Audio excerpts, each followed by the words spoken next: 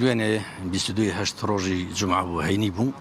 من لەمان نەبووم لە گەشتێکدا بووم لەگەڵ خۆم و خێزانم پاش نوێژی عەسر هەواڵم پێدرا لە ڕێگەی تەلەفۆنەوە کە کارەساتێکی ئەوە ڕوویدایە بەڕاستی لە ڕێگەی بەردەڕەش کەڵک ئەویش دیارە کچەکەم مالی لە هەولێرە زاوایەکەم ناوی سەروەرە دوو کۆرپەڵەیە و خێزانیشی حەملەیە بوو با بڵێن دێنە ئێرە کوڕەشی منیش لەگەڵ خۆیان دەبن لەگەر کوڕە خوشکەکی من کە دەکا خوارزام پێکەوە دەچن سەردانی خوشکەکەم دەکەن نەخۆش بوو لە بەردەڕەشی لەوێن درێژ کە دەچن سوبحان الله لە نزیک گوندێکی پێدەگوترێ دووسەرە تووشی ئەو حادیسێ دەمن لەگەڵ سارێکی بار هەڵگر یەکەم شت ئەمە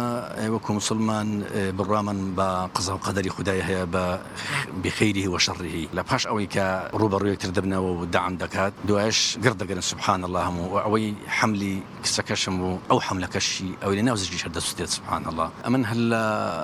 یەکەم سەرکە ساعتی کە هەواڵەکەم پێگەیشت لە ناخی خۆم یعنی پێش ئەوی بزانم بەخوای کووردە عەرەبە تورکیا چ کەسە و چ ئەوی دنیا بڕیاری لێ خۆشبوون لە بۆیدا لەبەر ئەوەی قەدەری خوای گەورەیە و حەقیقەتەنیش ئێمە وەکو مسلمان